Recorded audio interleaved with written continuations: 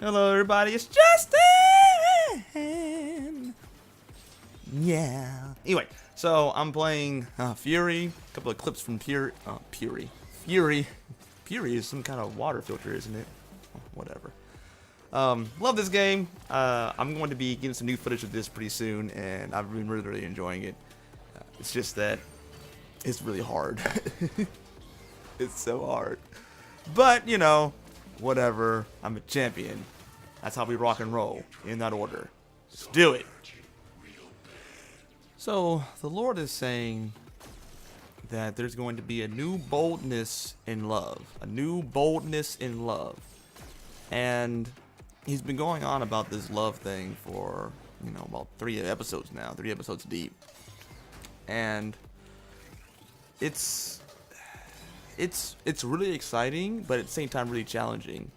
So, you know, certain personality types, actually most personality types, want to express love in the way that they enjoy expressing love with. But a lot of times it is this, it's either like all the way to being completely agreeable or all the way to being always like, you know, everything's always wrong, you need to be doing this, you need to be doing that, you know, and I'm telling you this in love, you know.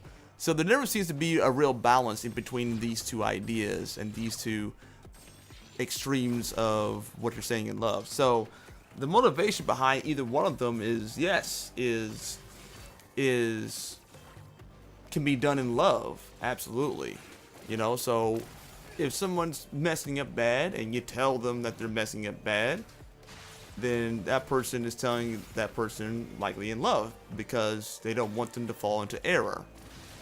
And another person who is saying yes, you know, as much as they can, is because they look at the situation as being sacrificial for what it is that they want and what they would like to do and things like that. And, you know, that's a good thing as well. And they're trying to express love through that way as well. But flowing in either extreme is its own detriment. It's like, if you're going to love and constantly berating somebody about what they're doing wrong, that's not necessarily the love that the person is looking for as well.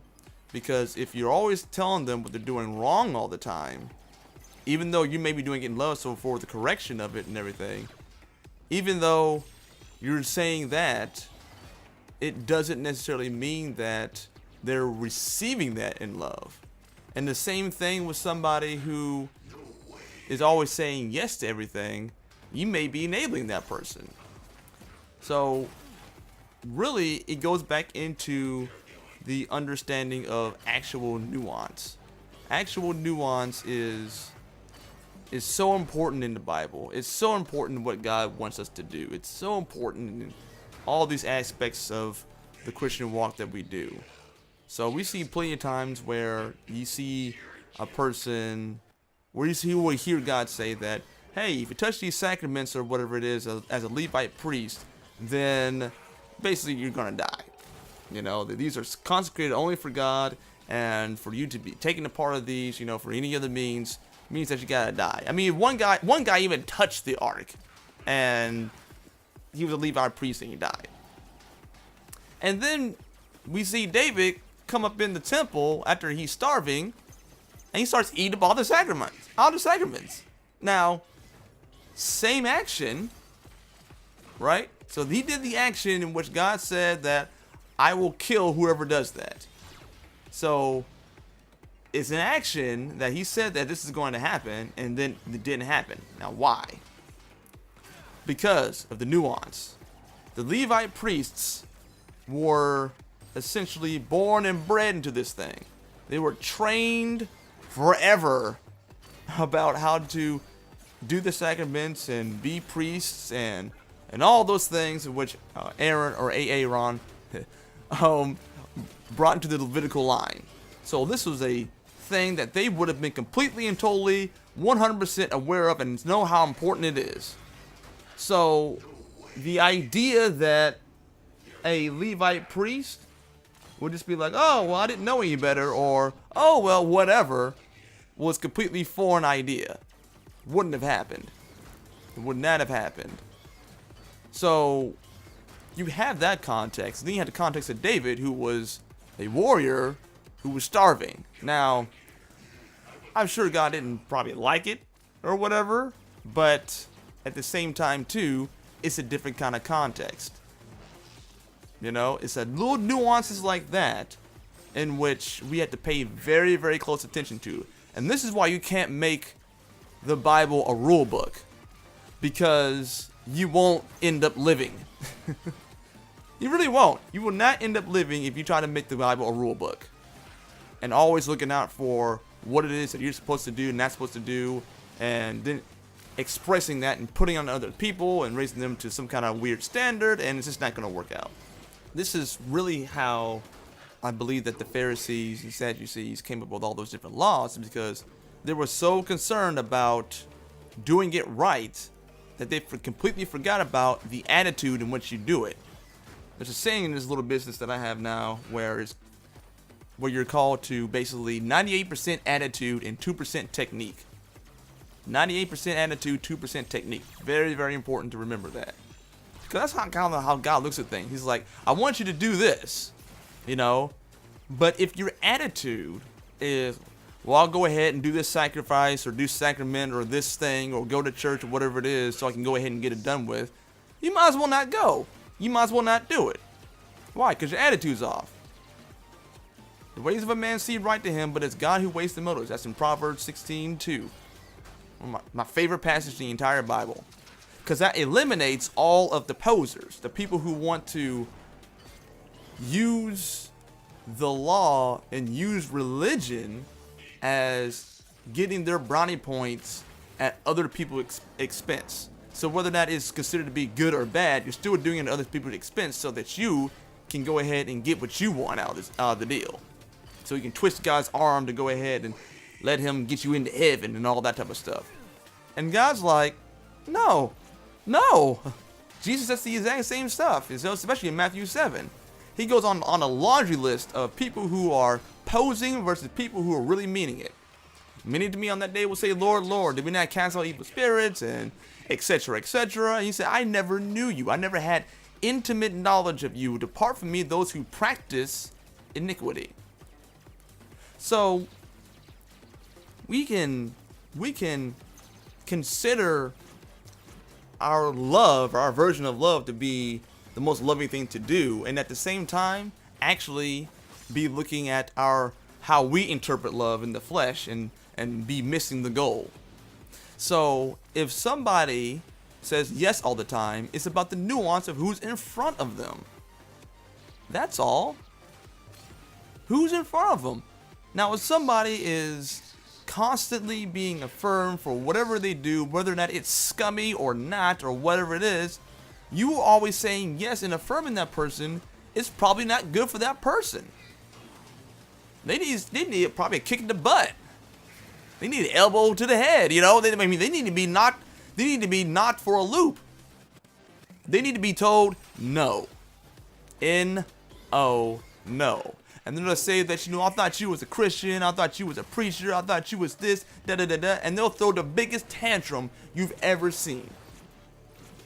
Never be afraid to tell somebody no, because when you tell somebody no, you're going to see a lot of their true colors. That's a fact. Like, no. So they'll throw these huge tantrums when they're told no. Or wait. So the best thing to do is to tell that person who's always being affirmed for their bad behavior, because it's hurting them, it's harming them, and it's harming the people around them, be like, no. That's the most loving thing you can do for that person, even if you're an agreeable personality. And in the same way, if you're a very straightforward, blunt kind of personality, and you're just kind of like, nope, you're stupid. Stop that. That's stupid. Stop that. I get it. I get it that, yes, you're saying these things and talking about these things in love. Absolutely. I get it. But at the same time, the person that's in front of you may have been told that their whole lives, and they don't need to hear a bunch of criticism like that. You can simply say that, hey, instead of doing that, try this. instead of doing this, try this. You don't need to sit there and tell them that they're an idiot or that they're messing up or whatever it is. They already beat themselves up so much that by the time that you get to criticizing a particular thing that you're doing, they're already on a low, or they're already defensive, or they're already whatever, because they have spent the entire day or week or month or years beating the ever-living crap out of themselves. And here you come, being quote-unquote helpful. So consider the person in front of you. How is it that you can actually be helpful and actually show them proper love? Because doing love in that way, in the nuanced way, really does show a greater amount of love. Because if a person is a very, very agreeable personality and they still have so much love as to tell you no, even though that person who has an agreeable personality does not like the feeling of rejection. They don't like that kind of stuff, so, and they actually step forward to say that, I don't want to say this, but I'm sorry, no. Then that's showing more love than just simply saying, sure. I mean, if anything, that's not showing love at all, if you just keep on going by what it is that your standard of love is. So when God talks about this new boldness of love, it is a flowing kind of love. It's a flowing kind of love. Look at the way that Jesus did it. Jesus dealt with people differently. Let's really take a look at what he did. He dealt with different people in different ways, in different styles. Paul says the exact same thing. He became all things to all men. He adapted to what it is that was going on in a person's culture or in their history or whatever it is. He considered the person in front of him. He didn't do this blanket stuff where, that's just the way that I am. Well, I don't care how you are. What is God telling you to be in this situation? Stop self-aggrandizing. What is it that God told you to be and how to adapt to this person in front of you? If you said go hard, go hard. If you said that ease up, ease up. So that's a more bold kind of love.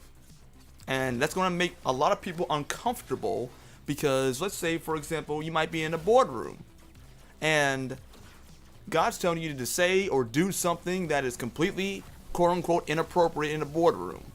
Will you do it, though? There's a reason why he's saying that. There's a reason why he wants you to do that.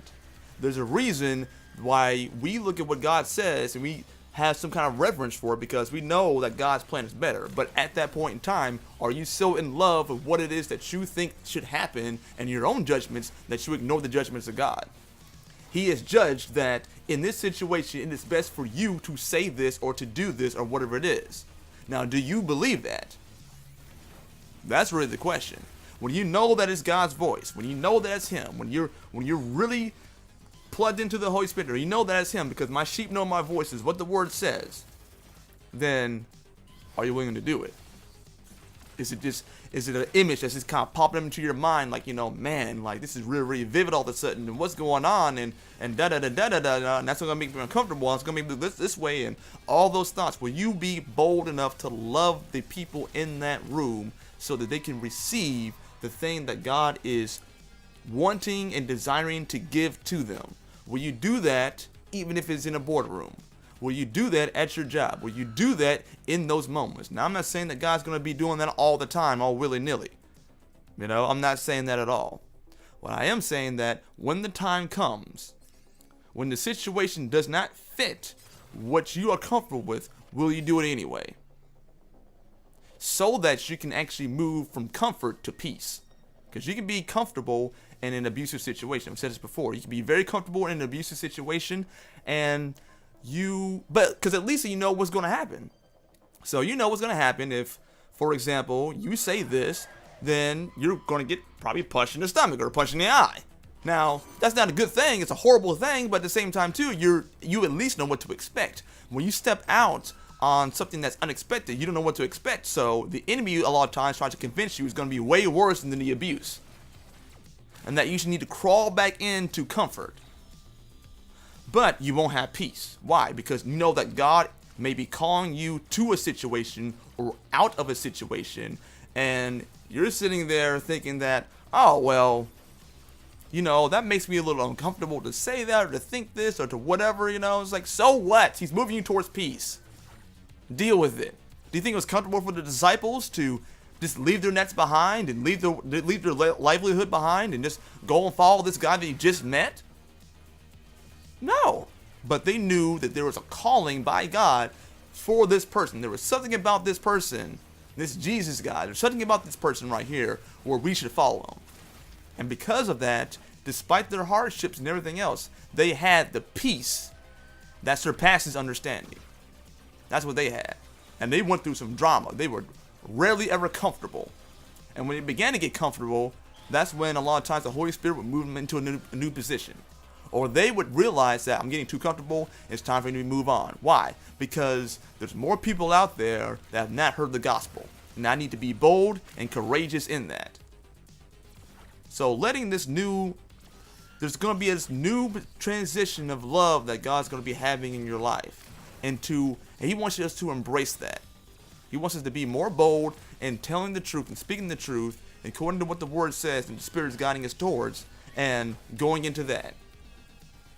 And yeah, it's going to be hard, it's going to be tough, but you're going to have peace. And what's worth trading that in? For comfort? A lot of times your comfort's actually killing you. Well, I make a lot of money a year, and I have a good job, and I this and I that and everything, Well, I got news for you. The reason why you keep buying and going out of this and going out of town here and doing this and doing that and doing all these things and everything, is because you don't like to be alone with yourself. Because you know that when you're alone, that there is something that is coming at you that you don't even want to think about it, and it's Christ. Now, when you move into a position to where you have earned the right through years of service of Christ and God, and you have peace and you walk with him and you flow with him on a daily basis, then that's something different. I have a friend of mine, and he's retired, and I love him dearly, and he could just sit around and be comfortable for the rest of his life. He really, really can. And yet what he did, he packed up his camper, and he lives maybe 8 or 10 hours from me. And he sat there and said that, I don't know why I need to see you, Justin, but I need to see you. And he just drove all that time, all the way down here to Lex Vegas, Kentucky. And I was just like, who does that? That's awesome. But he said he didn't know why he was down here. He had no idea why he was down there. But we found out.